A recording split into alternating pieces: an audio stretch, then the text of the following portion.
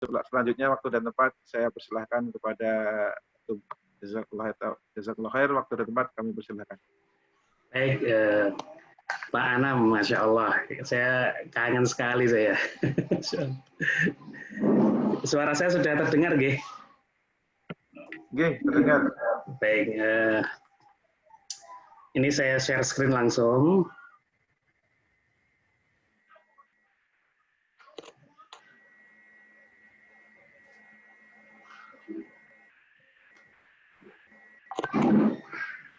Sudah masuk ke slideshow? Sudah. Baik, terima kasih. Assalamualaikum warahmatullahi wabarakatuh. Alhamdulillah, nahmaduhu wa nasta'inuhu wa nastaghfiruh wa natubu ilaih. Bapak Ibu yang saya cintai, terutama Bapak moderator yang menunjukkan saya ini Pak Anam, saya sudah berencana lama pengen ketemu, tapi qadarullah lah temukan lewat online ya Pak Anam ya. Ini sudah ya, alhamdulillah. 10 tahun nggak ketemu ya, nggak ketemu langsung, karena dulu terakhir waktu di PENS, dan kita waktu itu masih sama-sama S2, kemudian saya pindah ke UNS, beliau juga S3 ke Australia Pak ya, insya Allah ya, Australia. Baik. Bapak Ibu yang saya cintai, jadi ini karena aturannya suruh menunjukkan short CV, saya tulis di sini identitasnya lengkap. Nanti monggo Bapak Ibu kalau mau kontak lewat mobile atau email itu silahkan. Kemudian untuk education ya, saya S1-nya dari ITS, lulus tahun 2007. Kemudian dari UTM di sebenarnya departemennya otomotif ya, lulus tahun 2010 sebelum masuk PENS itu Politeknik Elektronika Negeri Surabaya. Kemudian pada tahun 2010 akhir saya pindah jadi PNS di Solo di Universitas 11 Maret, Negeri 11 Maret atau Universitas 11 Maret, harusnya singkatannya USM ya, tapi orang-orang lebih cenderung menyingkat Universitas Negeri Surakarta, termasuk Pak Anam ya, sebenarnya itu ada semacam miss gitu. Tapi ya karena sudah terlanjur terkenal UNS ya tetap disingkat UNS. Kemudian S3 saya di Malaysia Japan International Institute of Technology, ini kampus UTM yang international school, jadi yang di Kuala Lumpur, dan lulus tahun 2016 kemarin. Research interest saya di bidang smart material, magnetorology, kemudian di bidang akustik material, kemudian elektromagnetik yang terkait dengan magnetorology juga. Nah, kemudian juga vehicle dynamics karena itu semua diimplementasikan ke kendaraan, dan juga di material science engineering karena saya masih juga berkutat di pengembangan material, smart material untuk vehicle dynamics itu, dan juga untuk lainnya. Bapak Ibu, pada kesempatan kali ini judul yang saya ambil adalah review articles, perspective and experience. Jadi ini perspektif saya sendiri. Mohon nanti kalau salah diluruskan, dan di sini juga nampak ada guru saya Pak Agung Triwijayanta, dosen UNS juga, senior saya juga. Mohon nanti kalau saya salah diluruskan, dan juga Bapak yang lain, dan juga experience saya karena pengalaman dalam penulisan review artikel. Kenapa kok saya mengambil topik review artikel? Sebenarnya penulisan ilmiah ya secara umum, tapi nanti di sini tentang penulisan sendiri akan disinggung, walaupun tidak terlalu deep, karena saya memandang Ibu dan Bapak sekalian, kita sering menghadapi satu problem, yakni problemnya adalah problem research funding, ya, atau keuangan dari riset yang seringkali tidak mencukupi, sehingga kadang untuk mencapai high quality experiments atau high quality research itu agak susah. Nah, sebenarnya ada jalan lain yang bisa kita tempuh ketika kita ingin membuat artikel, dan itu sebagai media yang bagus untuk positioning kita juga, dan juga supaya tidak ketinggalan kereta, itu dengan review articles. Walaupun review articles nanti kan kita jelaskan ya bagaimana state of the art, kemudian rules of thumb-nya gimana. Nah, kenapa kok kita publish, itu harus kita sadari dulu. Tadi seperti yang disampaikan Dr. Nur Ahmad Setiawan tadi, bahwa publikasi itu bukan finishnya, tetapi publikasi itu adalah bentuk pertanggungjawaban ilmiah. Ya. Karena pertanggungjawaban ilmiah yang paling diterima itu adalah pertanggungjawaban ilmiah yang dia dicek atau dievaluasi oleh orang yang bidangnya tepat.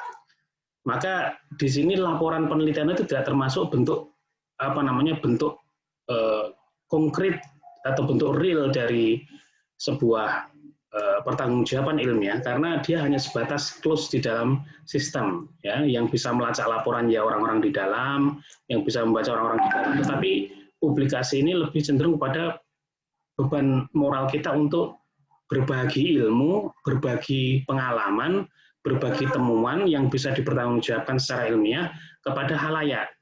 Maka di sini kenapa kita harus publish? Karena memang itu memfasilitasi sains, penemuan, mengakses, ya.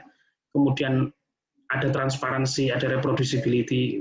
Maka di sini yang perlu kita garis bawahi, yang namanya publikasi ilmiah itu, menurut saya, menurut perspektif saya, itu sedikit atau mungkin banyak bertentangan dengan yang namanya paten atau kekayaan desain, gitu ya. Karena rohnya sudah berbeda. Kalau publikasi ini rohnya adalah memberikan. Kalau yang paten, kemudian yang lain-lain itu adalah menutup. Ini saya tutup celahnya, kamu tidak boleh masuk ke sini. Gitu. Ini harus, kalau kamu harus memakai ide ini harus izin saya dan sebagainya. Maksudnya izin itu di sini membayar, gitu ya, karena konteksnya konteks bisnis. Mungkin dari sudut pandang yang lain ya akan berbeda lagi. Dan kemudian kenapa kita harus publish? Karena untuk meningkatkan impact dan visibility research kita. Jadi kalau kita itu research, orang tahu kita itu riset seperti itu dari mana? Dari publikasi. Impact-nya bagaimana? Dilihat dari citasinya. Ya, memang kadang ada orang-orang yang bermain dengan citasi, tetapi nanti seiring dengan berjalannya waktu akan terkikis dengan sendirinya. Jadi mungkin kita lihat ada orang yang dalam waktu 3 tahun langsung bisa meningkatkan his index dari 0 sampai 23 atau 4 tahun. Saya pernah lihat itu, Pak.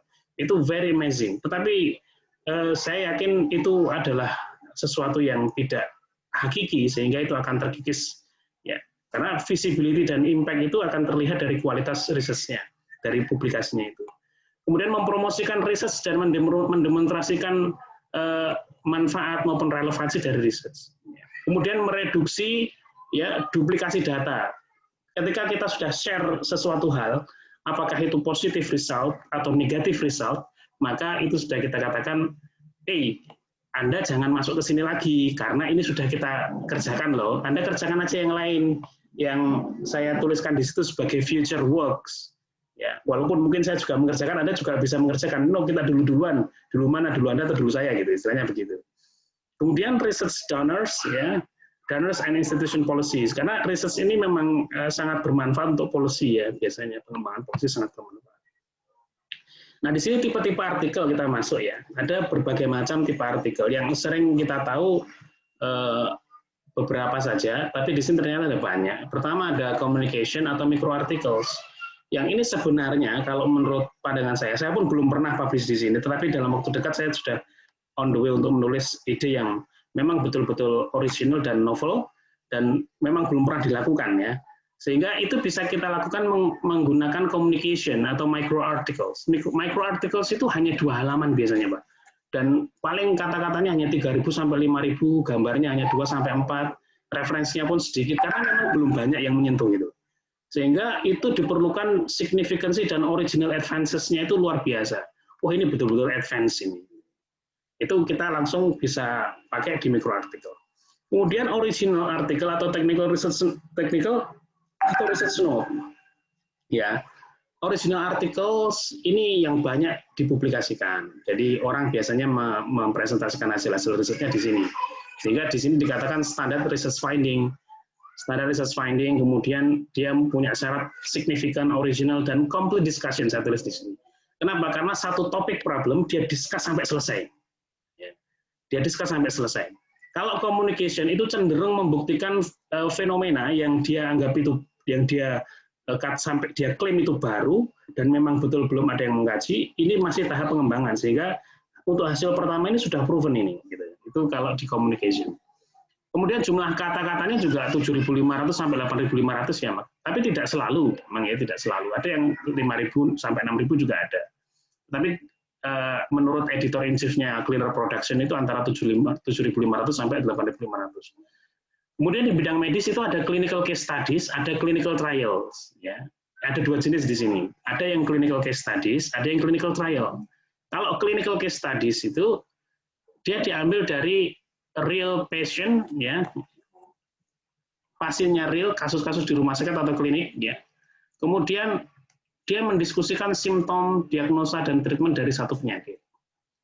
Kalau clinical trial itu spesifik kepada bidang medicine, ya, clinical trial yang menjelaskan tentang metodologi, implementasi, hasil dari satu kajian yang dikendalikan, dan itu biasanya dilakukan di pasien yang sifatnya grup. Tapi kalau yang di atas clinical case study tadi bisa satu orang yang kemudian case study-nya ini ya dibuat report. Maka ini orang-orang rumah sakit itu seharusnya punya publikasi yang banyak sekali karena case studies di Indonesia itu relatif banyak di bidang medical. Kemudian review articles ini ya sebenarnya studi kritis ya, critical synthesis dari topik yang spesifik ya.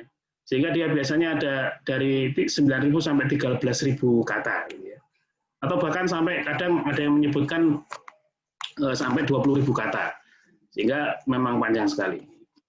Bentuknya bisa literature review, bisa systematic review atau meta analysis. Systematic review dan meta analysis ini tidak terlalu banyak, dia paling di bawah 10.000 kata. Tapi kalau literature review ini mesti di atas 10.000 ya. Kemudian perspektif, ya biasanya ini ditulis oleh profesor yang sudah kondang atau sudah betul-betul matang di bidang penelitian itu, dia membuat opini, perspektif, ya komentar terhadap satu riset tertentu. Biasanya 1.000 atau 1.500 kata, seperti introduction aja, tapi dia mengomentari hal tertentu. Kemudian yang terakhir adalah erratum dan corrigendum, atau errata dan corrigenda. Erratum ini ditujukan untuk correction dari error-error yang diproduksi oleh publisher kadang gitu ya.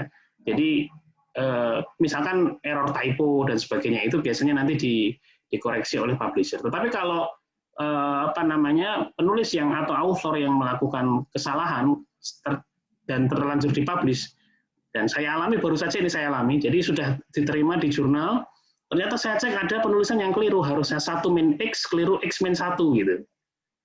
Itu bukan typo dari publisher, tapi dari saya sendiri. Maka karena itu kesalahan author, suatu saat setelah itu publish, saya harus segera menyusul corrigenda atau corrigendum untuk membetulkan tulisan itu. Ini macam-macam dari artikel. Nah, kemudian kita fokusnya kemana ini? Ke review artikel. Kenapa demikian? Itu tadi pertama alasan, kalau saya sampaikan tadi, alasan funding. Jadi research funding ini kadang tidak semua orang dapat amanah untuk menjalankan riset ya, bukan rezeki ya. Orang menganggap research funding itu rezeki, salah itu. Itu berat sekali research funding itu. Jadi kalau orang tidak dapat research funding itu pertanggungjawaban di hadapan Allah itu sebenarnya lebih mudah sebenarnya daripada orang yang dapat research funding karena amanahnya luar biasa besar. Nah, bagi orang yang tidak dapat dana research, apakah kemudian dia tidak bisa melakukan penelitian? Bukan, belum tentu. Bahkan ketika dia belajar pun dia juga melakukan satu proses metodologi research yang namanya literature review. Nah, hasil dari literature review itu adalah review articles ini tadi. Oke, ini pengalaman kami pertama kali saya membuat review articles itu di tahun 2014.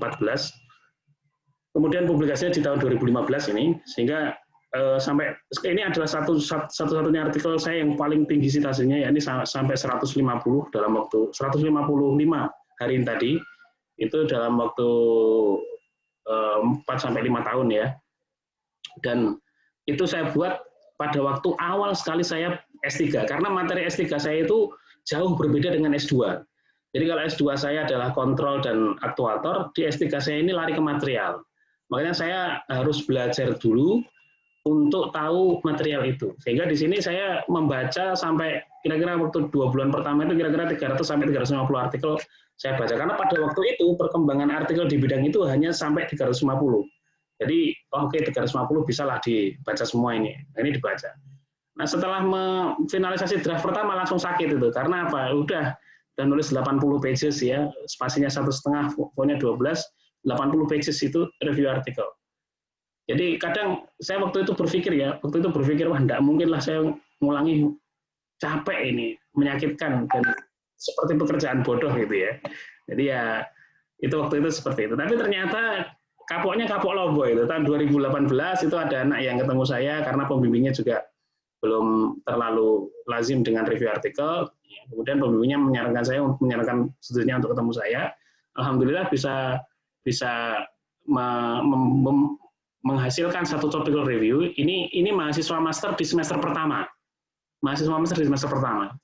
Ini membuat tentang baterai, NCA cathode material. Pada waktu itu saya juga belum tahu tentang baterai sendiri, tetapi background riset tentang material tahulah. Artinya tidak terlalu jauh melenceng. Kemudian di waktu yang sama tahun 2018 juga, di tahun berikutnya tahun 2019 itu ada student kita mahasiswa S3 juga publish di jurnal juga ya di tahap awal ya tentang eddy current break ya, elektromagnetik ini ya. Kemudian di tahun yang sama bimbingan kita yang ada di Malaysia juga membuat tulisan yang sama tentang role of additive in enhancing rheological properties menggunakan rheological solids. Ini adalah tahapan-tahapan mereka semua belajar, termasuk di tahun 2019 yang bawah ini, review on the control and mechanical property ini adalah hasil dari mahasiswa belajar. Dia belajar di tahap awal, kemudian dia bisa publish. Kemudian terakhir ini mahasiswa S2 saya di Teknik Mesin UNS, yang alhamdulillah bisa publish di Energy Conversion and Management. Ini adalah paper saya yang di bidang energi, paper kedua. Jadi saya juga tidak yakin bisa publish di energi karena saya belum pernah. Tapi alhamdulillah qadar Allah ya, Allah berikan rezeki di sini. Nah di sini mahasiswa saya S2 ini bisa membuat semacam critical review, critical opinion tentang mixing technology untuk water emulsion fuel, dan ini bisa jadi bab 2 di tesis dia. Dan di sini kita menulis bersama dengan Profesor Oki Muraza yang di GF UPM. Waktu itu manuskrip sudah selesai dan Prof Oki datang, kemudian kita sampaikan Prof Oki gimana kalau kita menulis bersama, dan kemudian beliau melihat reviewnya sampai beliau sendiri yang kemudian mengendorse kita untuk submit ke Energy Conversion Management. Ini impact factor-nya 8, sekian, ya, alhamdulillah. Ini pengalaman kita. Tapi ya ternyata nggak kapok akhirnya. Ternyata ini satu-satunya jalan yang bisa dipakai oleh peneliti ketika dia tidak punya duit sama sekali gitu. Karena sekarang yang namanya reference itu sudah tidak bisa ditutupi lagi, terbuka semua, bahkan dengan repositori yang dibuat oleh orang Rusia itu, Science Hub itu enggak ada, hampir tidak ada yang tidak bisa di-download. Ya ada sih yang ASTM, kemudian ASME itu kadang ada yang tidak bisa di-download juga, tapi mostly bisa di-download. Gitu. Sehingga tidak ada halangan untuk para peneliti yang tidak punya dana untuk belajar menulis review artikel. Dan kita lihat bahwa semakin ke sini, ini data dari Web of Science ya, itu jumlah review artikelnya itu meningkat tajam, ya, mulai dari 2015 sampai ke 2019, seiring dengan bertambahnya penelitian itu, sehingga peluang kita untuk membuat review articles itu sebenarnya sangat tinggi. Dan ini adalah tahapan di awal sebenarnya ketika kita mau mencari problem. Ya. Seringkali yang kita lakukan itu adalah kita menjustifikasi diri kita sendiri bahwa masalah yang kita ajukan itu adalah masalah yang baru tanpa kita melihat previous work, ya. Sehingga apa? Nanti pada waktu menulis paper kesulitan gitu. Kesulitan apa? Nah, terus problem saya apa ya? Uniqueness saya apa ya? Novelty saya apa ya? Itu karena apa? Karena kita melakukan justifikasi sendiri tadi. Agak narsis lah kita bilang kalau itu baru gitu ya, tanpa kita melihat previous work yang ada gitu ya, narsis sekali itu. Nah, kenapa kok kita harus melakukan literatur review? Pertama, itu untuk menunjukkan atau mendemonstrasikan pemahaman kita. Jadi di sini critical assessment. Nah, di sini sebenarnya manfaatnya untuk student apa? Untuk mahasiswa apa? Manfaatnya adalah dia tahu posisi ketidaktahuannya. Oh, ternyata banyak sekali ya hal-hal yang belum saya tahu. Oh, saya harus belajar ini gitu. Itu pertama. Yang kedua adalah untuk menjustifikasi risetnya. Maka dari situ tidak ada istilah inventing the wheel, itu tidak ada reinventing the wheel. Jadi menemukan kembali roda sudah ditemukan dan tidak perlu diriset lagi kok ibaratnya gitu. Nah, justifikasi ini penting. Seperti yang kita lakukan tadi, seringkali kesalahan kita itu adalah menjustifikasi sesuatu tanpa dilandasi dengan pekerjaan sebelumnya. Yang ketiga, itu adalah setting a theoretical framework. Jadi, untuk menguatkan teori juga. Karena di review artikel itu banyak sekali teori-teori yang sudah ditemukan oleh peneliti-peneliti itu disajikan di situ. Jadi mekanisme-mekanisme fisik yang belum terungkap di textbook itu ada di sana. Sehingga untuk student juga sangat bermanfaat. Bahkan bukan student, kita pun bermanfaat karena kita ingin mengetahui perkembangan gitu ya. Maka review artikel ini sebenarnya satu-satunya cara untuk kita tidak ketinggalan zaman, istilahnya begitu. Developing a methodology, jadi kalau kita pertama kali belum tahu apa yang harus kita lakukan terhadap riset kita, maka review artikel itu jalan keluar untuk mengkaji, menggali metodologinya seperti apa yang pas, yang ke depan bisa kita pertimbangkan untuk riset kita. Kemudian untuk mensupport finding kita juga, ya findingnya kita support. Nah, apa itu literature review? Literature review itu interpretasi dan sintesis dari sebuah pekerjaan yang dipublikasikan. Ini seperti perkataan Prof. Merriam ya di buku Case Study Research and Education. Ini literature review itu bukan kumpulan bibliograf yang kita kita summary kemudian kita tulis ya. Tidak. Ya. Literature review itu fokus kepada topik yang spesifik yang kita sukai gitu ya. Dan di situ mengandung critical analysis dan relationship atau hubungan antara satu pekerjaan dengan pekerjaan yang lain. Sehingga di sini kata kuncinya, ketika kita menulis satu review artikel kok belum bisa menyajikan ini, ya relationship among different work and relating this research to your work itu bisa dipastikan kita belum berhasil belajarnya itu. Kita baru sekedar mengkoleksi informasi, belum sampai mengaitkan. Nah, di sini fungsinya.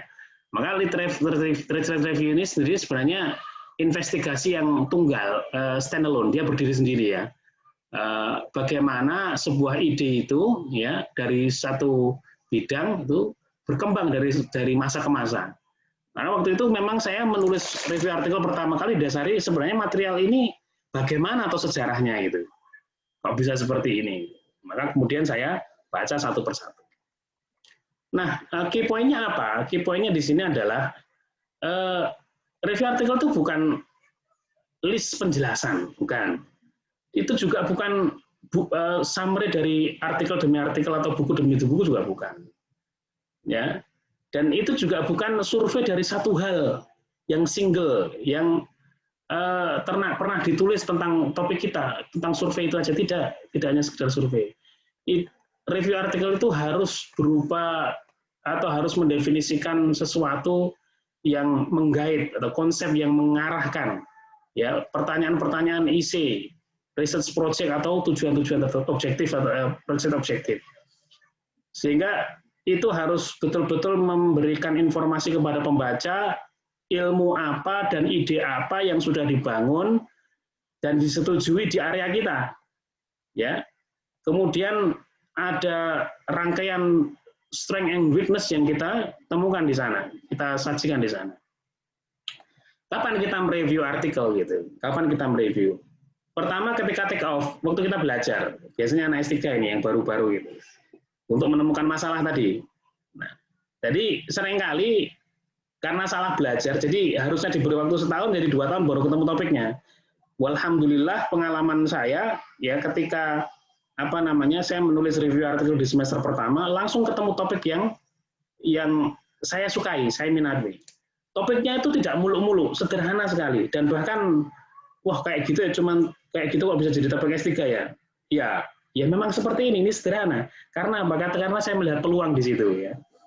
Jadi melihat konteks dan rasionalnya.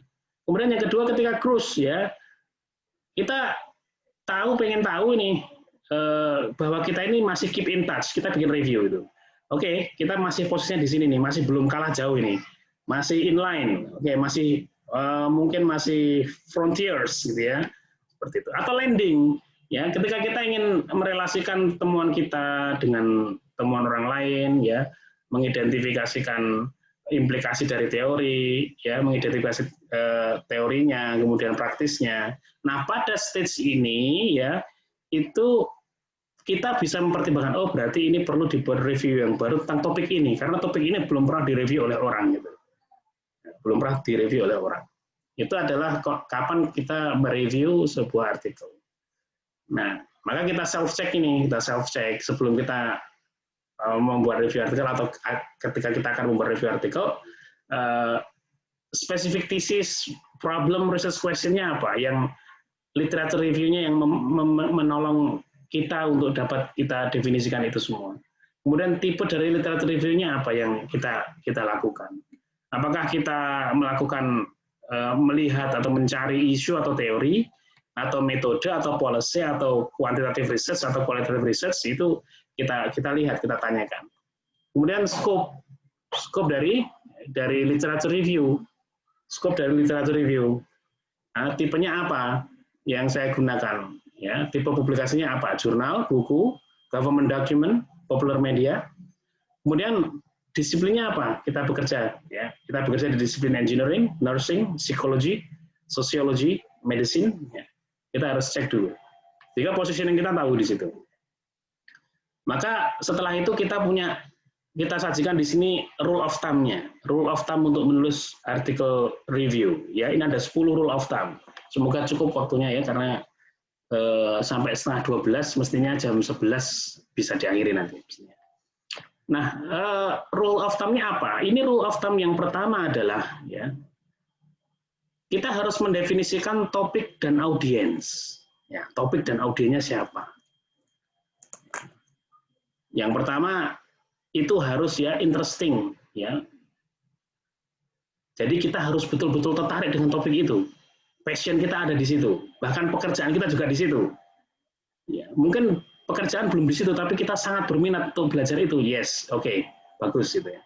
Yang kedua adalah ini merupakan hal yang penting, important aspect ya to the field. Itu biasanya kalau kita sudah kondisi di cruise atau hampir landing seperti ini ya. Ini penting ini untuk direview. Belum pernah ada ini yang apa namanya di kalangan engineer belum ada pembahasan seperti ini. Topik ini belum ada. Kemudian well defined ya. Itu isunya itu betul-betul didefinisikan dengan jelas ya, dengan jelas dari ratusan atau bahkan ribuan publikasi. Sampai detik ini tadi saya melihat ada 1.280-an articles dengan keywords yang sama yang saya lakukan 6 tahun yang lalu atau 7 tahun yang lalu.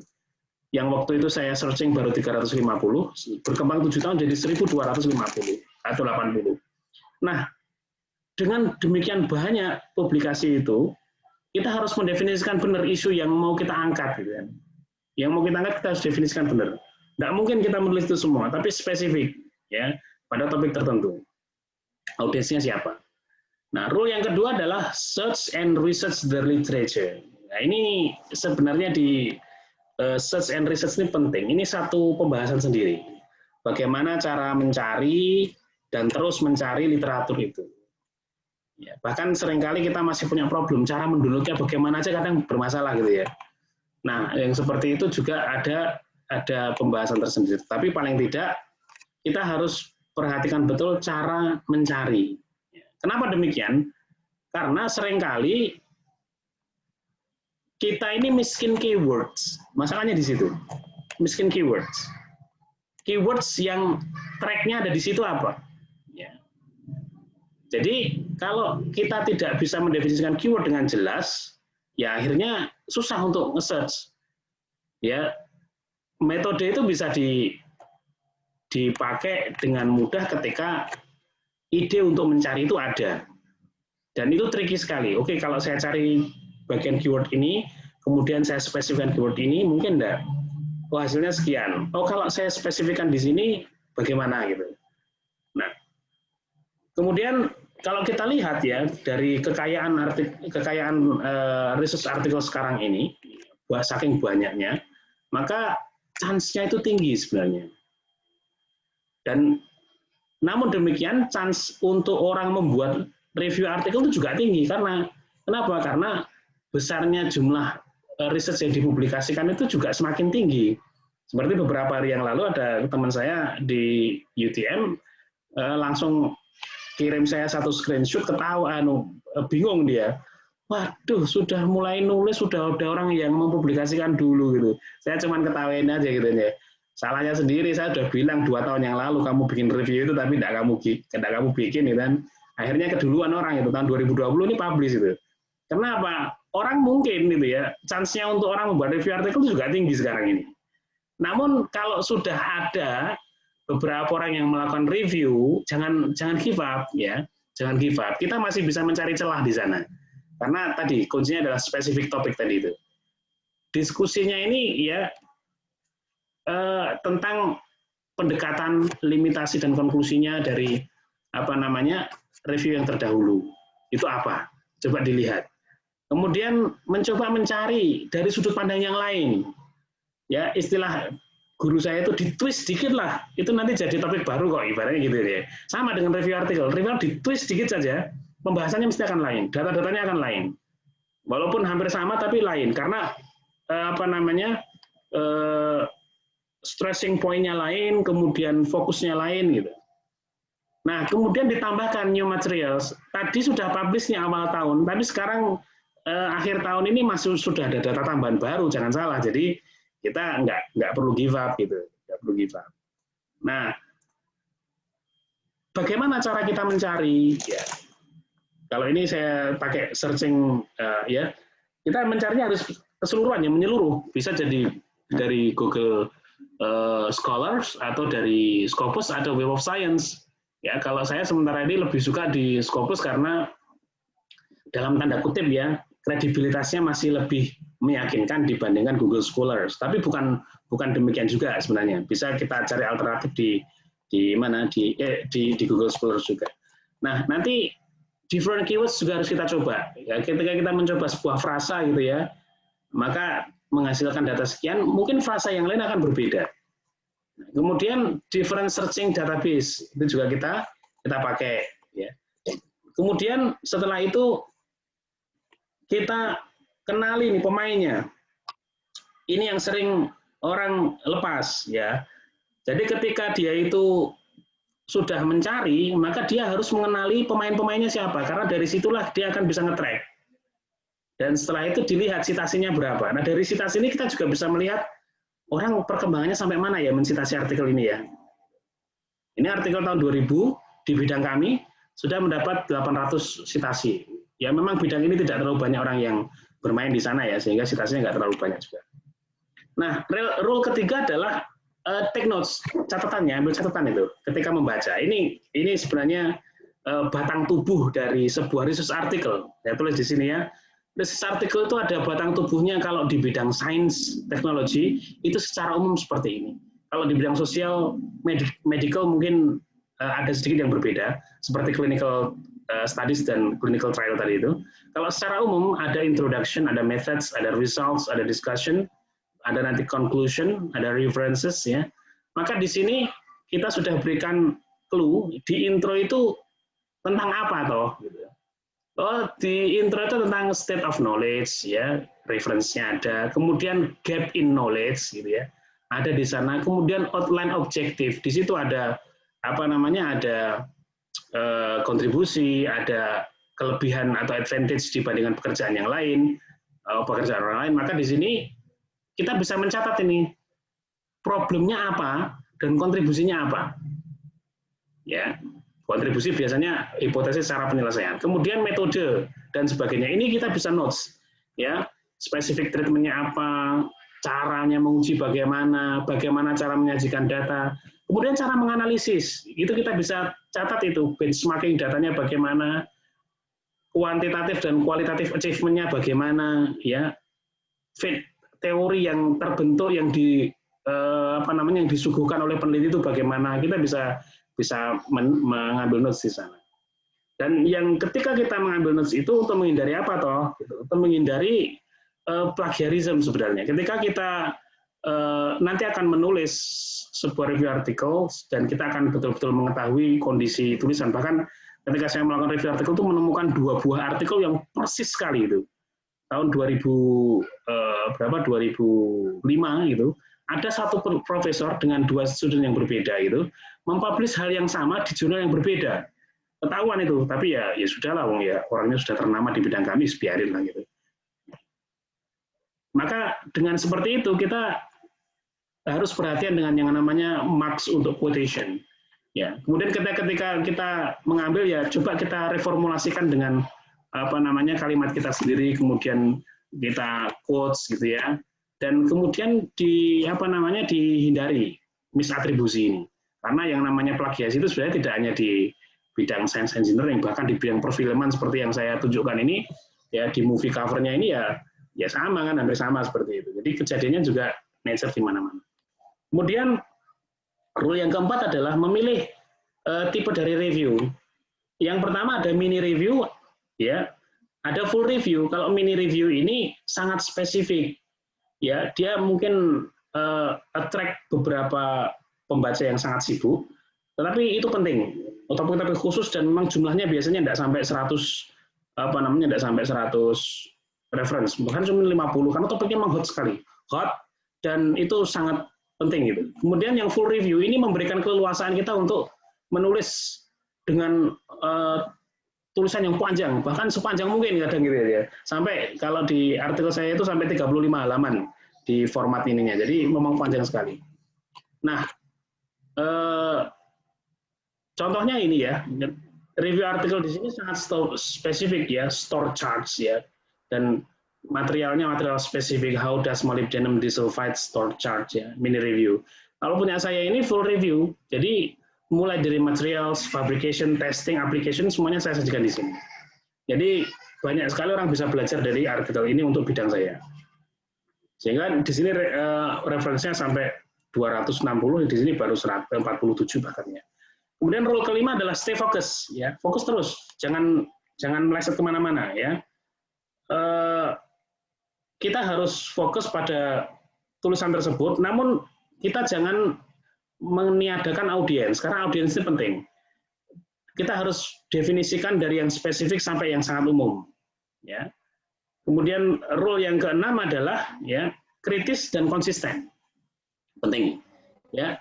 Review yang baik ya itu tidak hanya mensummarize dari literatur, tetapi mendiskusikan secara kritis.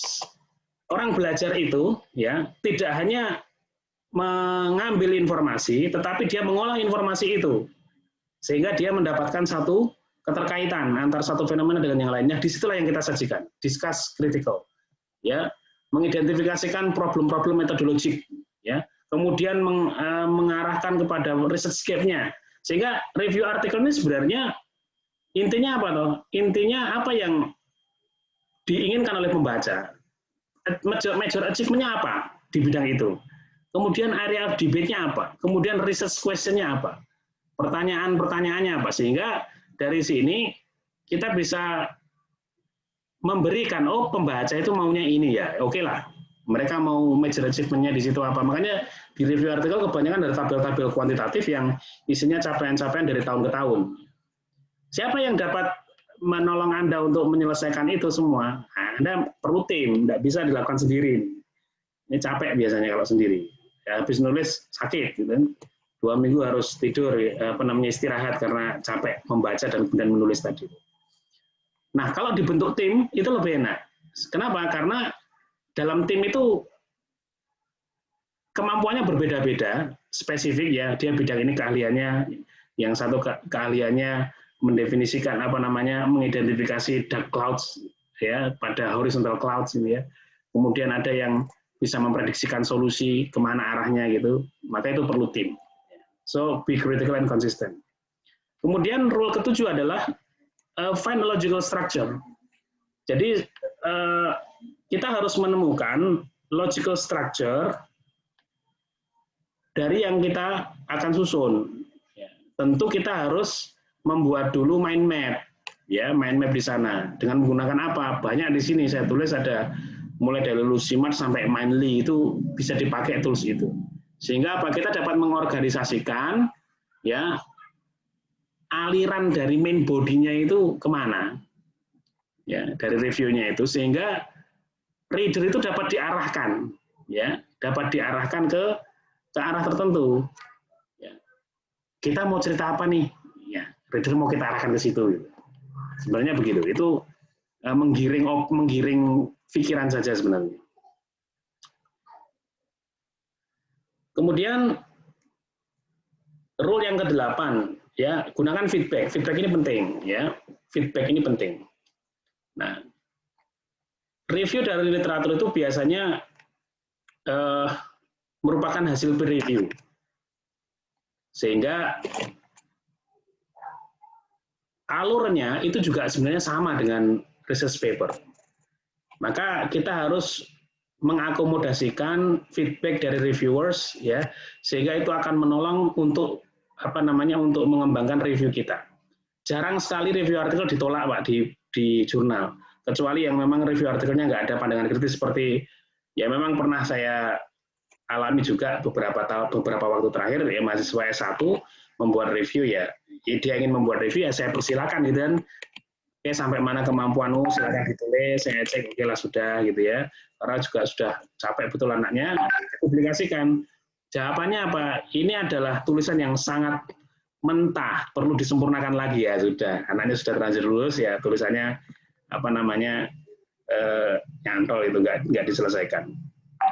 Ini use feedback itu. Kemudian kita bisa menggunakan pekerjaan kita refer, tapi harus objektif, betul-betul betul-betul mensupport apa yang kita bahas di situ. Ya, seperti misalkan ini rule of additive, ini tulisan mahasiswa kami di UTM, itu dia membuat review artikel tentang aditif, ya, untuk MR solid gitu ya. MR solid itu satu material seperti karet gitu ya, tapi dia bisa berubah stiffness-nya dengan magnet gitu ya. Itu dia mensitasi pekerjaan sebelumnya, ya, pekerjaan sebelumnya disitasi. Tidak masalah itu, asalkan itu objektif. Ya, jangan terlalu memandang besar pekerjaan kita, tetapi stay ya netral gitu. Anggap itu seperti pekerjaan orang lain gitu. Jadi tidak subjektif apa yang kita sajikan dalam tulisan itu. Kemudian rule yang terakhir adalah up to date, ya. Up to date, tapi jangan sampai melupakan kajian-kajian terdahulu. Nah, jadi pada waktu kita menulis atau menyajikan data-data dalam review artikel itu selalu up to date. Oke, hari ini sudah ada perkembangan data belum? Kita cek lagi dengan keyword yang sama di Scopus, gitu ya, atau di search engine yang lain gitu. Apakah sudah ada perkembangan? Oh, ada ini, tentang apa? Coba dicek. Oh, bukan. Oh iya, ternyata ini mendukung data saya, ambil itu. Jadi tidak boleh melupakan yang sebelumnya. Ini yang penting. Jadi pada waktu menulis juga harus terus update, ya, update. Kemudian ini body atau struktur dari review artikel. Secara umum dia ada 3. Yang pertama adalah intro, kemudian yang kedua adalah body, yang ketiga adalah conclusion.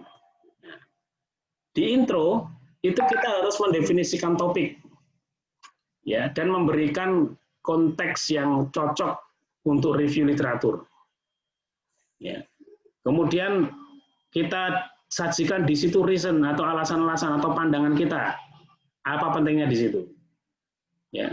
Kemudian menyajikan review-review yang terdahulu. Jadi orang sudah mereview di bidang itu siapa saja dan apa saja topiknya. Kemudian pentingnya apa kita menulis review lagi. Nah, kita sajikan di sana. Ya, maka di situ nanti otomatis akan menyajikan scope dari reviewnya. Scope-nya apa? Scope review yang kita tulis itu apa? Nah, atau kadang juga di introduction itu menyajikan perkembangan jumlah data. Jadi orang meneliti topik ini itu dari tahun ke tahun seperti ini trennya. Itu bisa menjadi cerita sendiri, Kemudian body ini di sini generik sekali, ya, tidak seperti original articles, ya. Tetapi ini sesuai dengan yang kita kehendaki sebenarnya topiknya itu. Yang penting pokoknya ada bodinya. Bodinya apa di sana? Ya di situ kita susun, kita organisasi literatur, ya, tergantung dari common themes yang mau kita tuju gitu, ya. Kemudian sediakan insight, ya, relation between your chosen topic and wider subject. Ya, contoh misalkan obesity di anak dan obesity secara umum itu seperti apa. Kemudian bergerak dari general atau view yang luas ke specific focus dari research. Itu di awal-awal seperti itu. Kadang ditulis itu state of the art gitu biasanya. State of the art-nya seperti apa? Dia menyajikan atau menulis ya dari hal yang umum tadi ke hal yang khusus.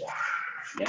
Kemudian di body itu kita buat critical comments, relationship between variables, ya komen-komen kritis. Misalkan si A menemukan menemukan sesuatu yang dari berdasarkan riset mereka, kemudian si B dengan riset yang sejalan juga, mungkin ada sedikit perbedaan, tetapi mekanisme fisis yang dia jelaskan atau fenomena yang dia jelaskan di sini bertentangan dengan si B ini. Itu mungkin saja, dan itu nanti akan kita diskusikan.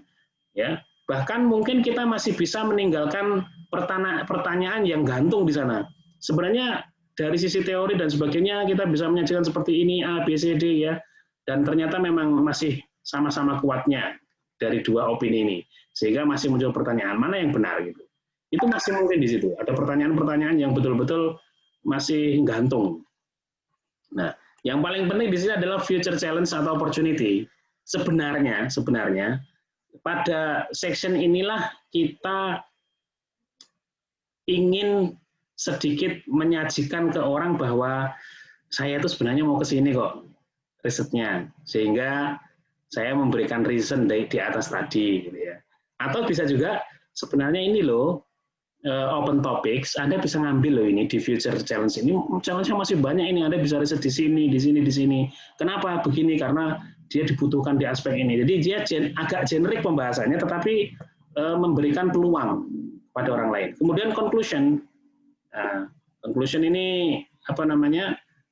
Kesimpulan itu men-summarize aspek-aspek penting dari body of literature. Ya. Kemudian mengevaluasi current stage, kemudian mengidentifikasi ya significant flaws atau gaps dari existing knowledge-nya itu seperti apa. Jadi dia sudah lebih spesifik ke kesimpulan-kesimpulannya. Kalau di atas tadi masih di future challenge tadi masih ada reason dan sebagainya ya. Kalau di sini lebih spesifik. Kemudian di outline lagi future study. Kemudian dilingkan dengan existing study di situ. Jadi memang di conclusion ini bahasanya betul-betul padat, betul-betul padat. Nah, setelah kita membuat satu draft, itu kita bisa ngecek ini. Kita tanya diri kita gitu ya. Ini ada 7 pertanyaan yang saya rasa mampu menjadi self-evaluation untuk tulisan kita. Yang pertama adalah specific thesis problem atau research question yang akan kita definisikan di situ apa. Kemudian tipenya apa. Ya. Apa saya melihat isu dari sebuah teori atau metodologi atau policy, kuantitatif atau kualitatif. Ya. Kemudian skopnya, kita lihat sudah nampak belum, jelas belum. Skopnya nggak jelas ini. Ya. Skop dari literatur, tipe publikasinya apa. Kemudian seberapa bagus kita mencari informasi. Ya, itu dilihat dari mana? Dari referensi-referensi kita. Ya. Jangan kita katakan, wah ini betul-betul nggak ada, saya nyari nggak ketemu. Pertanyaannya saya balik, sampean yakin enggak keyword sampean benar?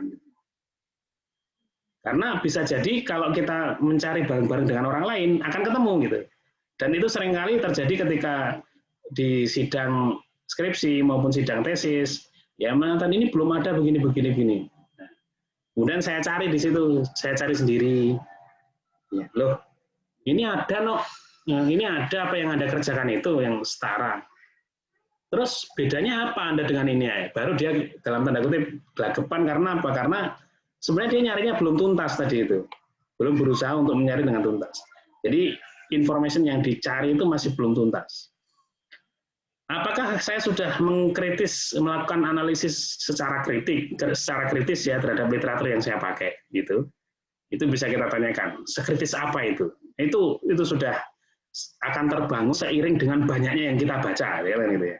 Semakin banyak kita baca, maka semakin kita tinggi, curiosity kita tinggi, pertanyaan-pertanyaan yang ada di benak kita semakin banyak, sehingga kita bisa istilahnya, kemampuan kita berpikir kritis terbangun dari situ, dari membaca itu tadi. Membaca dan dipikir, direnungkan, kemudian dikaitkan satu sama lain, mesti ada pertanyaan-pertanyaan. Kemudian apakah saya sudah mensitasi atau mendiskusikan ya kajian-kajian yang saling bertentangan terhadap perspektif saya gitu ya. Kalau perspektif saya seperti ini, gitu. Apakah sudah ada gitu. Kemudian apakah pembaca akan menemukan literatur saya itu relevan, ya appropriate, useful. Karena pembaca itu tidak semua mengabaikan referensi, Pak. Kadang-kala, termasuk saya sendiri, pada waktu belajar dulu itu, ketika membaca paper itu yang saya baca selain isinya, itu saya baca referensinya. Ini referensinya gimana ini ya? Oh ternyata ada referensi baru yang belum saya simpen ini. Oh ini perawinya baru, kalau saya gitu. Perawinya baru ini pemainnya ini. Ya maka terus saya collect gitu ya. Final notes-nya apa? Ya final notes-nya adalah nih. Literature review itu a piece of discursive prose, ya. Sepotong prosa yang diskursif, bukan describing or summarizing a piece of literature after another. Nah, akan sangat buruk biasanya, itu tanda yang buruk itu biasanya kalau setiap paragraf di review artikel itu diawali dengan nama peneliti. Kenapa? Itu menunjukkan bahwa kita itu seperti mengkutip pekerjaan orang atau mensummary atau mensurvei pekerjaan orang dijadikan satu paragraf.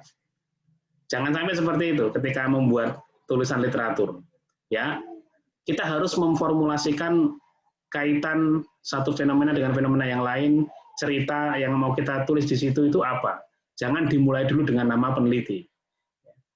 Kecuali ya kalau kita mengorganisasi literatur review itu dalam section yang memang di situ ada mengidentifikasi tren. Ya, jadi tahun ini si A itu membuat ini, kemudian tahun selanjutnya itu si B. Nah itu memang spesifik pada sub yang kita buat khusus tren dari penelitian. Itu boleh seperti itu. Tapi kalau hampir semua kok isinya itu, berarti dia cuma menulis summary dari apa yang dia baca gitu saja. You are not trying to list all the material published, but to synthesize. Jadi Anda sebenarnya tidak sedang mencoba untuk mengelis semua material yang dipublikasikan, tetapi Anda itu harus mensintesis, mengevaluasi, ya, according to the guiding concept dari tesis Anda atau research question Anda. Ini yang penting ya. Jadi kita bukan orang yang mengkonklusikan enggak, tapi mensintesis, mengevaluasi. Nah, ini pesan moralnya ya. Dan sekaligus disclaimer dari saya bahwa saya tidak menjamin Bapak Ibu bisa langsung menulis setelah ini selesai, bahkan setelah webinar ini selesai. Kenapa? Karena prosesnya panjang, Pak Bu. Yang namanya manuskrip diterima itu merupakan long journey, long process. Jadi tidak bisa langsung orang sekali dua kali training, tidak pernah mencoba, tidak pernah berkolaborasi dengan orang, tidak pernah mencoba menulis, mencoba submit gitu ya. Bahkan pada waktu submit itu sering menyakitkan ya. Ada yang bawa pedang, ada yang bawa godam, ada yang bawa kapak, ada yang bawa gergaji kayu, ya, kayak gitulah. Sampai akhirnya accepted ya. Penuh dengan halangan dan kita harus berdiri sampai finish ya, at all cost ya, at all cost. So good luck ya dengan literature review. Jadi kalau saya katakan kalau misalkan ada gambar sebelum melakukan literatur review itu rambutnya masih bagus gitu ya, kemudian setelah melakukan literatur review acak-acakan atau bahkan botak itu mitos saja. Jadi good luck untuk literatur review dan just do it ya, no matter how painful and exhausting it is. Lakukan saja ya karena memang capek. Ya, tapi kalau kita melakukan dalam rangka belajar tadi mungkin jadi nikmat ya karena tidak capek. Kalau pelajar kan dibatasi waktu ya. Walaupun kita sendiri juga sebenarnya berlari ya berpacu dengan waktu. Ketika kita membuat review kok tidak segera diselesaikan, itu nanti bisa terlambat ya seperti teman saya tadi itu ya. Seperti teman saya tadi itu dia sudah punya ide, sudah diskusi dengan saya, sudah dirancang, oke nanti arahnya ke sini, yang informasi yang kita sajikan ini, tidak segera diselesaikan, udah kena orang gitu. Walaupun sebenarnya kalau menurut saya setelah saya lihat reviewnya orang tadi, oh masih beda, masih ada hal yang bisa kita twist sehingga kita bisa menyajikan review artikel yang lain. Nah, ini terakhir pesan dari Ketua KIPMI untuk produk KIPMI ya, karena ini harus saya sampaikan juga tentang nanti Bapak Ibu yang ini apa namanya menghendaki sertifikat bisa masuk ke website ketautan ini. Terima kasih atas perhatian Ibu dan Bapak sekalian. Mohon maaf kalau kelebihan ya jam 11 lebih berapa menit ini ya. Saya kembalikan waktunya kepada Bapak Moderator. Monggo silakan Pak Anam. Oke, terima kasih Pak Dr. Ubaidillah. Masya Allah, materinya luar biasa ya, lengkap, khususnya terkait literatur review, dan tadi poin utama di depan itu menarik, bagaimana mengatasi ketidakadaan dana penelitian, bukan berarti tidak ada publikasi ya. Jadi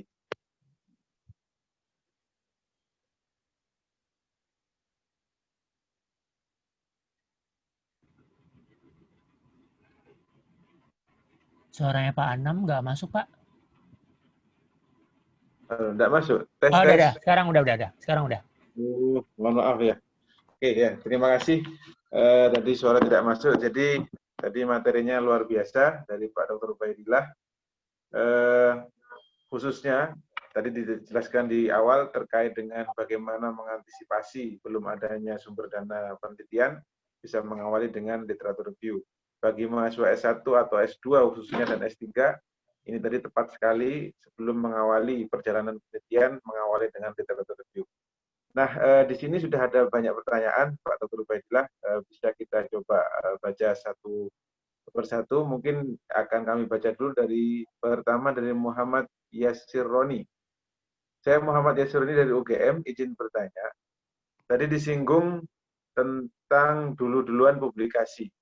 Bagaimana kedudukan preprint? Apakah publikasi preprint justru rawan dicuri atau justru di-booking judul selama menunggu proses review jurnal? Oh, ini mungkin mirip dengan Pak Ahmad Dr. Ahmad Nur Setiawan tadi ya. Tapi bisa dijawab oleh Pak Dr. Ubaidillah. Silakan. Baik, terima kasih Pak Anam. Jadi preprint ini memang tren baru ya untuk booking-bookingan kalau menurut saya itu.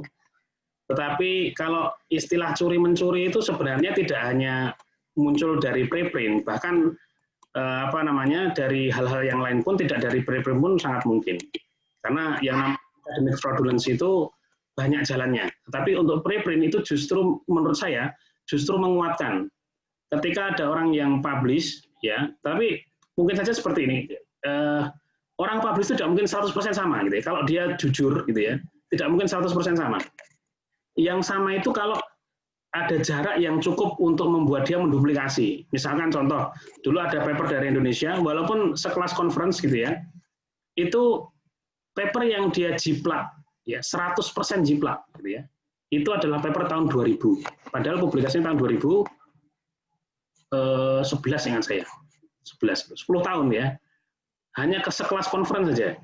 Itu ketahuan kan akhirnya kan ketahuan. Nah, kita bisa membedakan mana hal yang diduplikasi, mana yang tidak. Sehingga sebenarnya menurut saya, ini perspektif saya ya, nanti kalau ada yang lain, monggo silakan. Preprint itu justru kalau bagi saya membooking dulu. Ini ya, saya sudah ini nih ngerjakan sampai sekian ini. Jangan, kalau bisa jangan kesinilah. Kasihani saya dalam tanda kutip gitu ya, kasihani saya. Saya udah kerja capek-capek, maksudnya sampai masih nyerobot gitu ya. Bahasa kasarnya seperti itu. Atau di ResearchGate. Di ResearchGate itu seringkali ya kalau Bapak Ibu punya akun di ResearchGate, itu kita bisa menuliskan project-project di sana. Ada project explanation. Itu sebenarnya sebagai sign terhadap peneliti yang lain supaya dia tidak tidak nyerobot dalam tanda kutip seperti itu. Walaupun yang namanya dulu-duluan itu mesti. Ya. Tetapi ketika dilakukan di tempat yang berbeda dengan kepala yang berbeda, insya Allah mesti akan ada yang berbeda hasilnya, pasti berbeda. Ya, kecuali kalau memang niat mencuri benar. Maka saya pernah ngalami ya ada 2 orang profesor yang betul-betul bermusuhan. Itu karena apa? Karena ketika pada waktu dia bekerja bareng itu, hasilnya belum dipublikasikan, masih bentuk draft. Nah, ketika dipublikasikan, ada satu paragraf ya, yang dipakai persis, sehingga pada waktu keluar itu, saya ketemu paragraf itu di paper dia, dan di paper orang lain ada paragraf yang sama. Sampai seperti itu, saya identifikasi, ini kok sama ya? Persis kalimatnya itu. Nah, ternyata setelah dengan waktu yang berdekatan di tahun yang sama publikasinya itu. Setelah saya lacak dari waktu ke waktu, karena saya juga kenal profesornya itu, tanya-tanya, oh iya memang saya ada masalah, ada problem, jadi yes biarlah, tidak apa-apa. Berarti memang seperti itu mungkin terjadi, tapi dengan adanya preprint, insya Allah kita bisa membooking. Tapi preprint biasanya sudah cukup matang hasilnya ya, kira-kira bisa saya katakan 80-90% sudah jadi gitu. Biasanya kita kemudian memasukkan ke preprint. Tapi kalau kita khawatir karena kadang problem kita begini Pak, kita sudah punya hasil, tapi nulisnya itu lama, betul enggak? Nulisnya itu lama, hasilnya sudah mapan ini hasilnya, tapi nulis itu perlu waktu 6 bulan, setahun bahkan itu kadang. Sehingga yang seperti itu jadi ancaman untuk kita sendiri. Kita naruh di preprint itu secepat mungkin segera kita publikasikan, ya supaya tidak dalam tanda kutip tidak diserobot orang atau tidak dipakai oleh orang. Karena begini, nanti ketika orang publish dengan sesuatu yang mirip dengan kita, ya, kemudian kita sue mereka dengan modal preprint itu belum kuat juga, gitu ya, belum kuat. Karena apa? Selama dia punya bukti research, ya, dia punya bukti dokumennya, bukti pelaksanaan research-nya, kita bisa kalah juga. Saya rasa itu Pak Anam untuk masalah preprint tadi itu.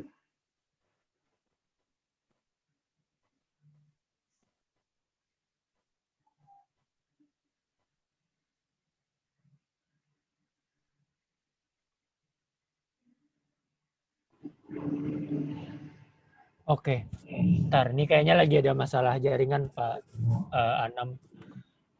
Kita lanjut ke YouTube dulu ya Pak Ubaid. Ntar.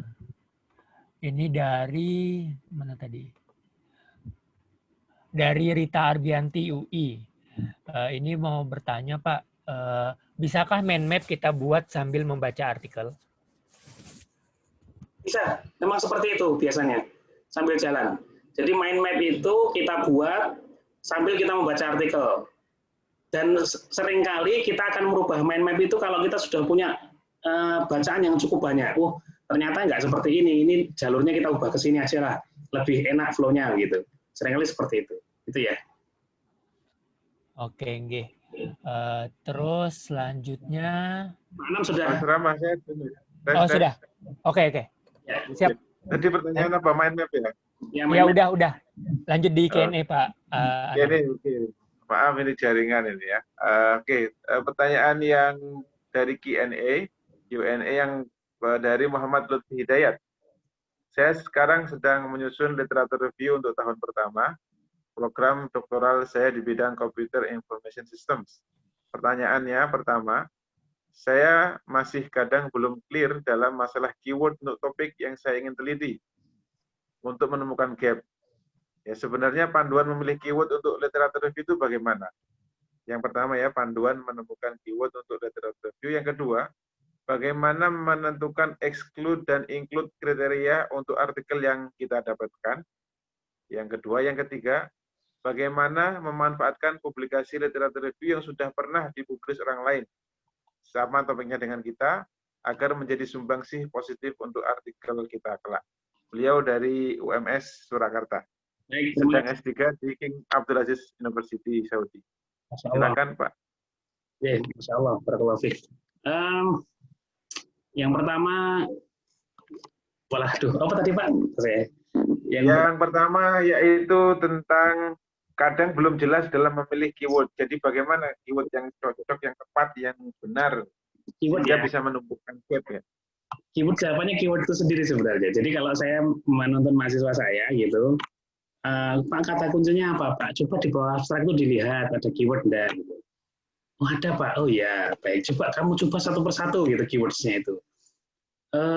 Kamu akan nanti semakin lama dengan mendapatkan keywords, menyusun keywords yang ada itu, maka insya Allah kamu akan mengerucut ke satu kondisi.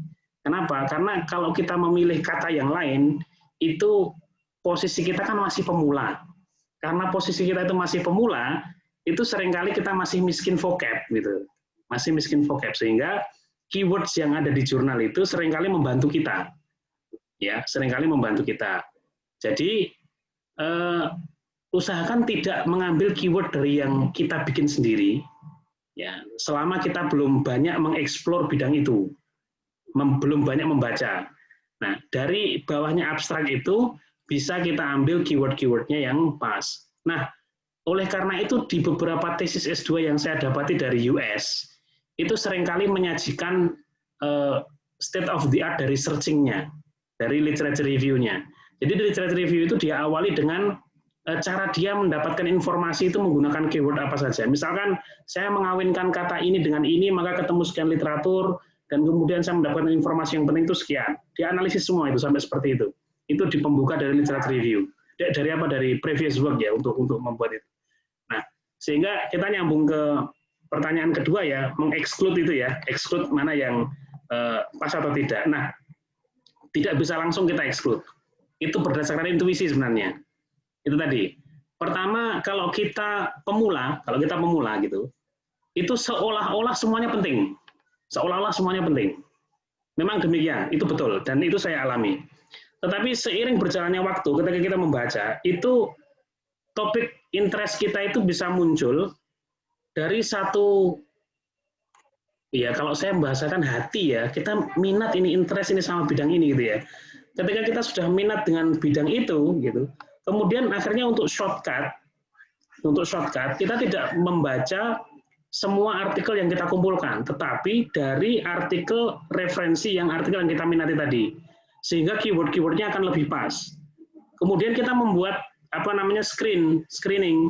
Ini adalah screening primer, ini sekunder, ini tersier. Itu kita buat berdasarkan keinginan kita. Jadi tidak ada pakem khusus karena itu memang berdasarkan intuisi kita ya.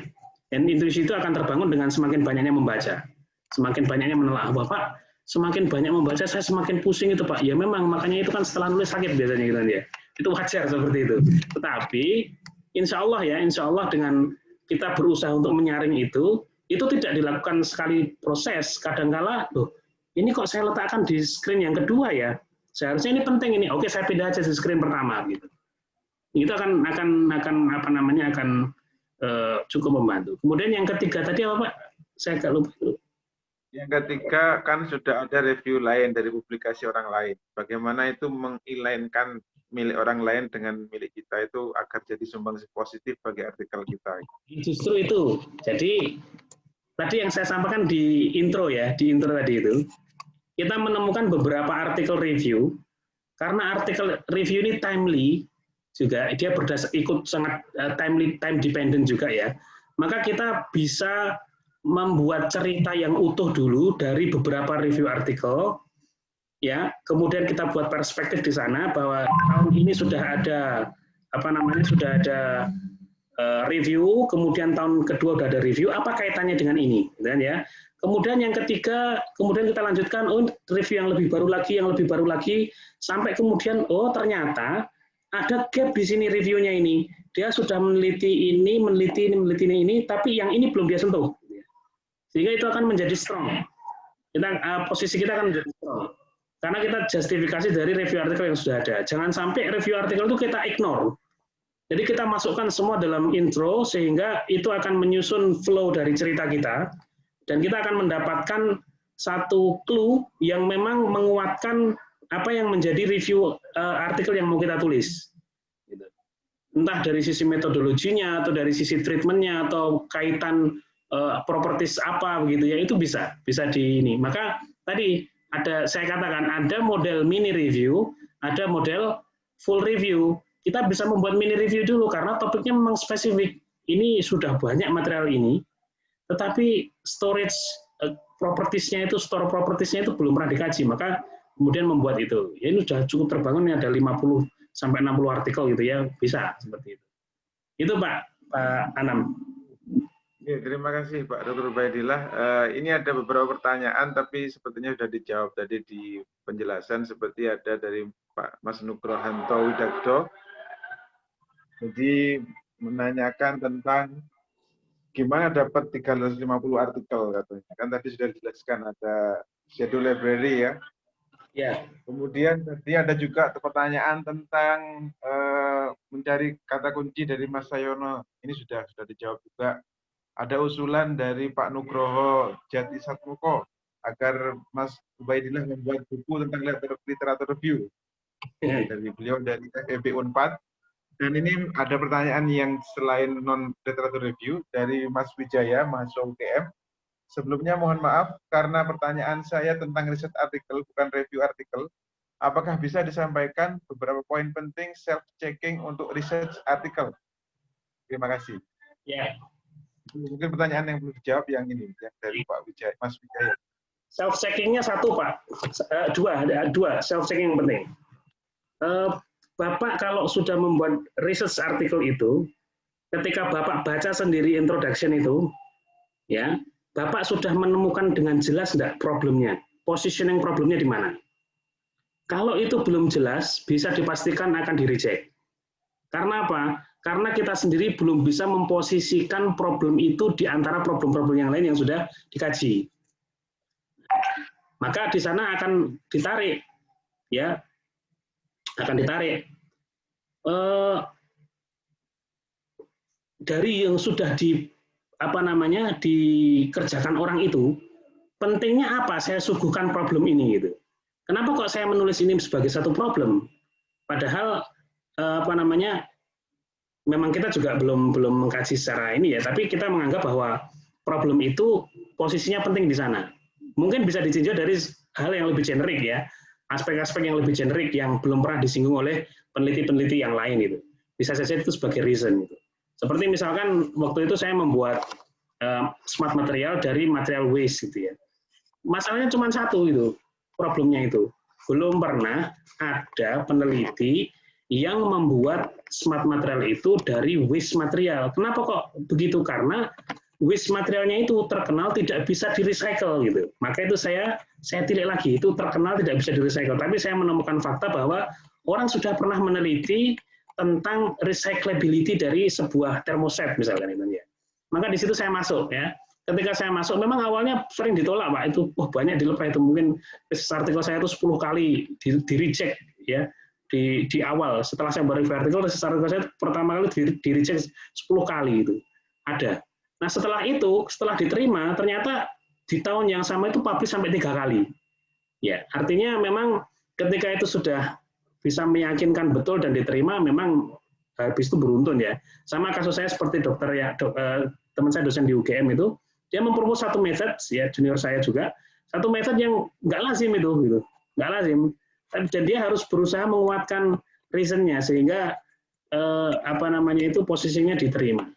Itu yang paling penting. Yang kedua adalah statement dari kontribusi. Setelah kita menyajikan, menulis, mempositioning masalah kita itu, kontribusi kita apa?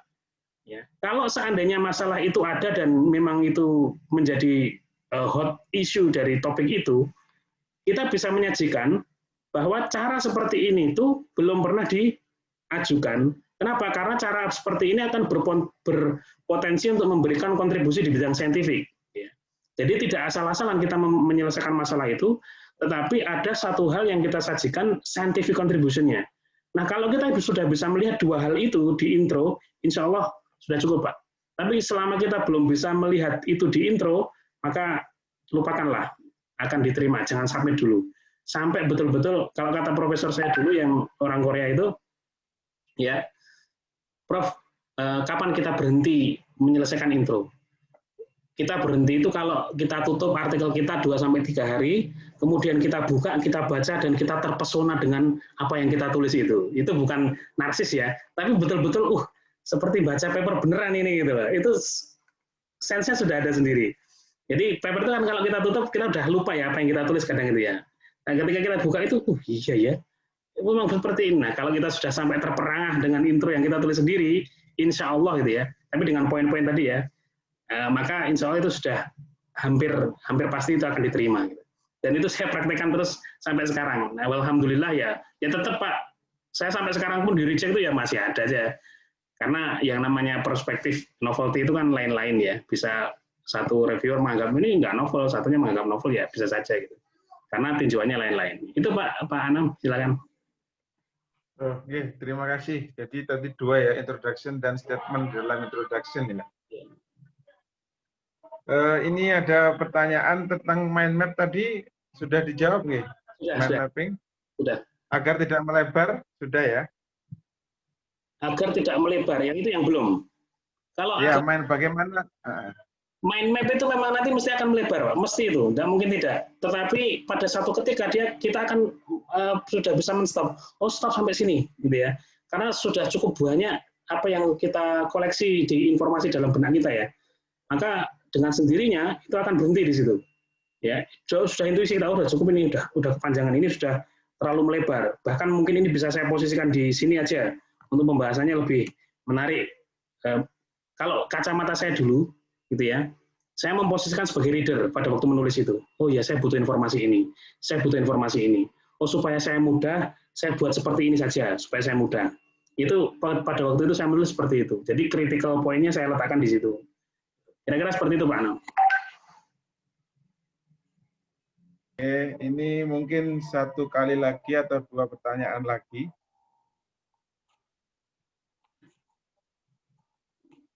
Pertanyaan dari sebentar.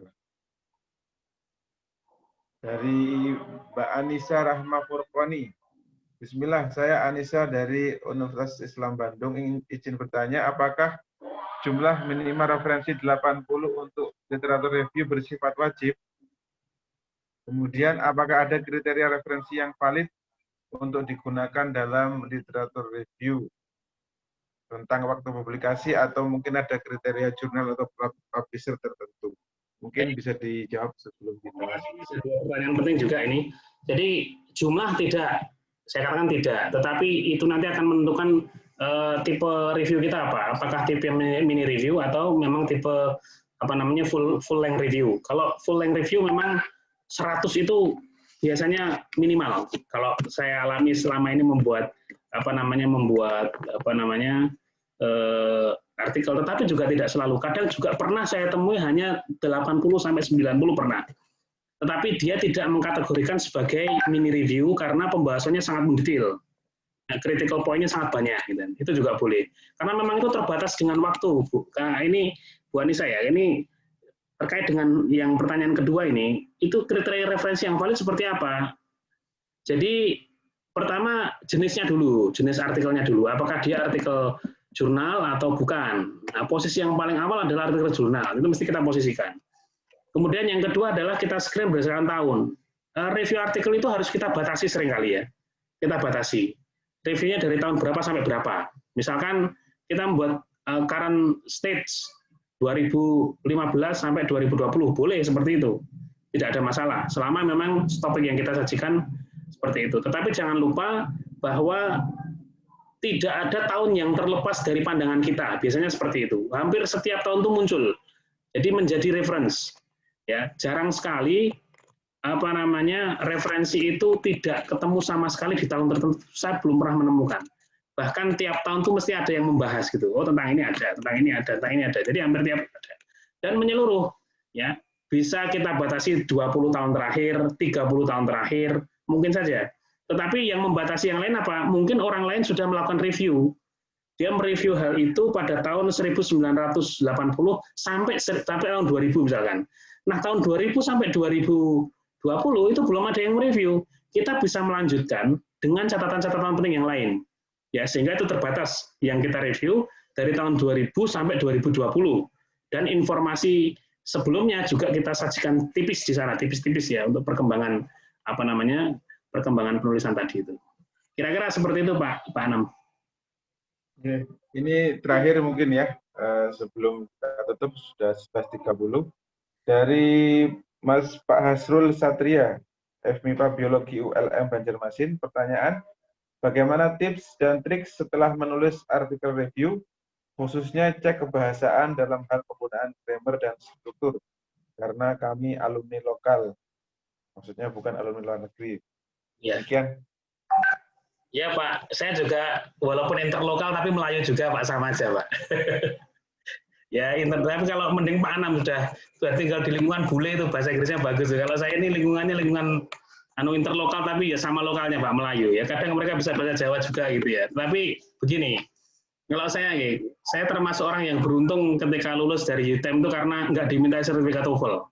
Jadi pada waktu awal masuk itu nggak sertifikat TOEFL diminta, tapi saya belum punya itu, ya sudah nanti aja waktu mau lulus.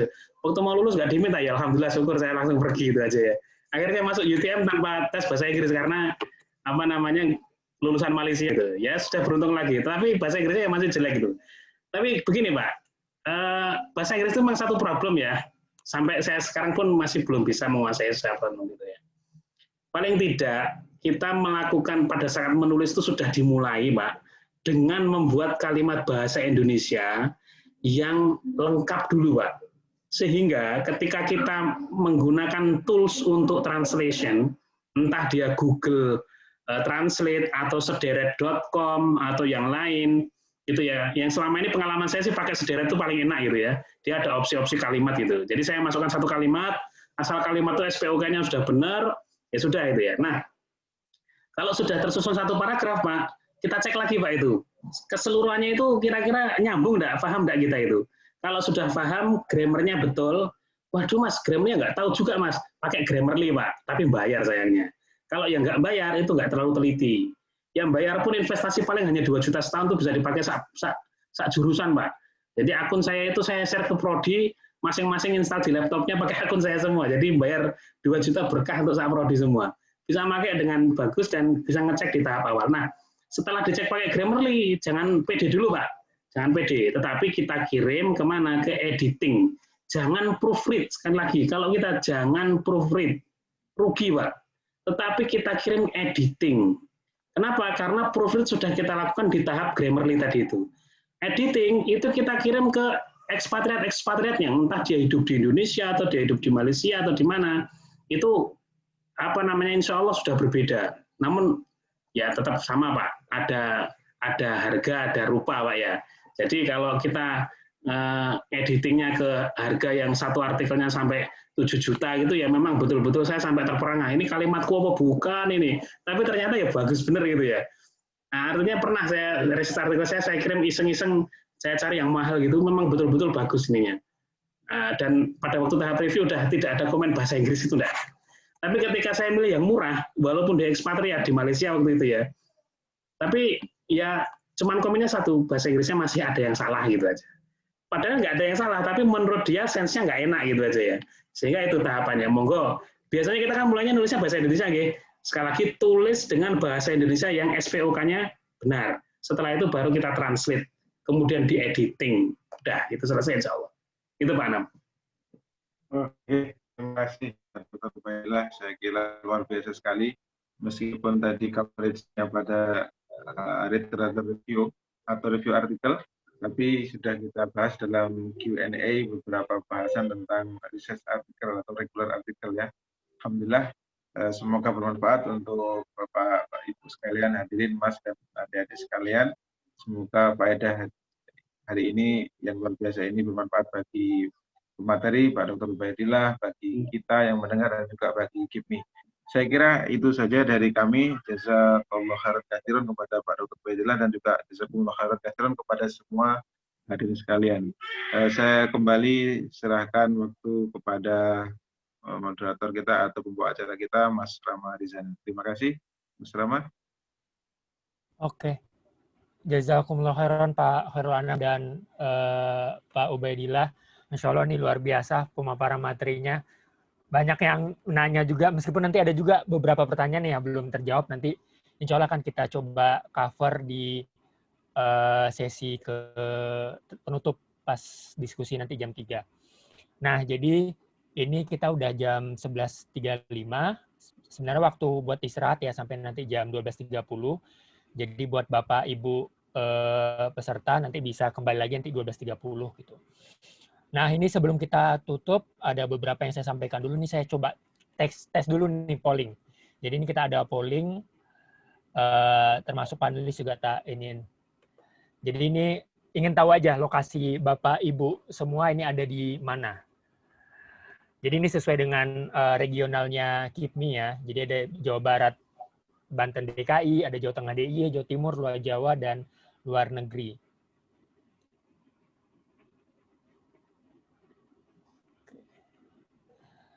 Sambil menunggu, ini bisa sambil share screen nggak ya?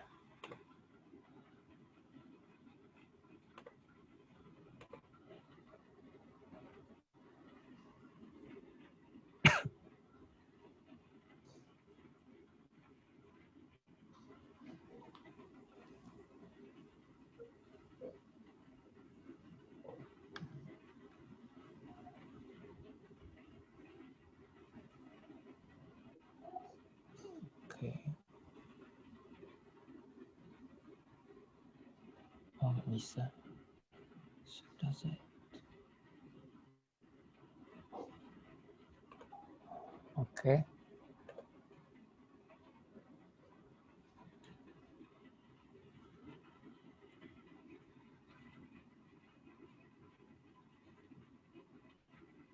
Oke. Ya, jadi ini berapa yang coba buat ini?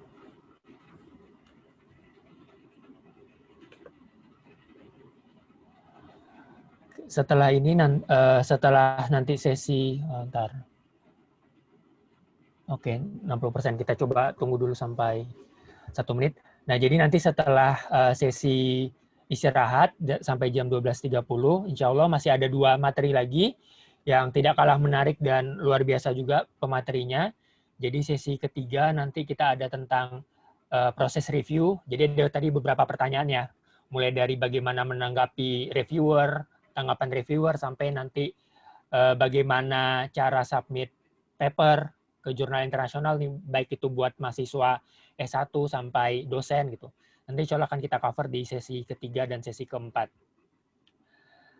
Nah, adapun buat mengingatkan juga, jadi insya Allah webinar ilmiah KIPMI yang ke-9 ini adalah awal rangkaian ya buat webinar ilmiah KIPMI selama 1 bulan insya Allah.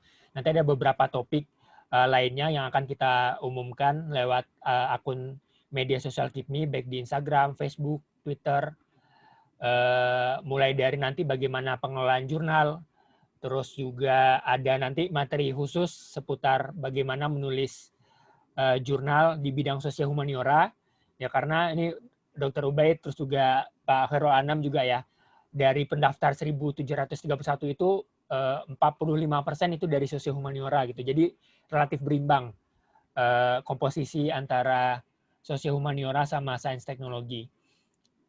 Nah ini saya stop aja. Jadi, Masya Allah ini banyak dari Jawa Tengah DIY nih, satu daerah dengan Pak Ubed nih. Bahkan ada beberapa dari UNS juga ya Pak Ubed. Nanti mungkin bisa, nanti kalau misalnya udah tatap muka atau udah mulai tatap muka Pak Ubed semester ini? Masih PJJ? Masih jarak jauh. Oke. Jadi ini 34% ya dari Jawa Tengah DIY. Nah, jadi itu tadi ya acara atau kegiatan webinar ilmiah KIPMI yang ke-9 ini program pembuka bisa dibilang, karena nanti mulai nanti ada tentang pengelolaan jurnal, terus juga menulis artikel ilmiah di bidang sosial humaniora, terus juga ada juga nanti materi tentang kegiatan tentang beasiswa, pencarian beasiswa. Jadi nanti tunggu aja di akun sosial media KIPMI. Nah, adapun mengingatkan juga untuk materi dan juga e-sertifikat dan presensi itu bisa submit ke tautan yang ada di live chat dan juga di Zoom meeting dengan ada kontribusi ya Rp25.000 nanti transfer ke rekening BNI KIPMI yang ada di tautan. Nah, adapun nanti bisa boleh out dulu, nanti masuk lagi, nanti kita akan tetap nyalakan YouTube dan juga Zoom-nya. Tapi nanti jangan ditanyakan ya, nanti kenapa ini tidak ada suara gitu, karena nanti kita akan break sampai istirahat sampai jam 12.30. Itu saja untuk sementara, kita tutup dulu sampai ketemu jam 12.30 sambil sholat juga waktu Indonesia. Jazakumullah khairan Dr. Ubaid sama Dr. Hairul Anam. Kita ketemu di jam 12.30 insya Allah. Materi selanjutnya tentang proses review oleh Pak Insinyur Hanung Adinugro PhD. Beliau adalah sekretaris di Departemen Teknik Elektro dan Teknologi Informasi UGM. Beliau juga penerima Sinta Award tahun lalu, 2019. Nah, lalu nanti seksi keempat, jam 2, itu ada proses pencarian jurnal. Nah, tadi ya ada beberapa pertanyaan juga bagaimana mencari jurnal atau referensi yang kredibel. Nah, itu bisa nanti ditanyakan ke Bapak Fitrian Imaduddin PhD. Beliau dosen di teknik mesin. Satu jurusan ya Pak dengan Pak Ubaid. Ya di UNS gitu. Oke, sampai ketemu di jam 12.30. Saya tutup untuk sementara. Assalamualaikum warahmatullahi wabarakatuh. Mas Rama, saya minta izin tidak bisa ikut nanti karena ada keperluan dengan orang tua Mas Rama. Nggih, mau tahu nomor apa Pak? Nanti insya Allah kan Dr. Fitrian bisa bantu backup juga. Iya. Siap. Jazakumullah khairan. Assalamualaikum warahmatullahi wabarakatuh.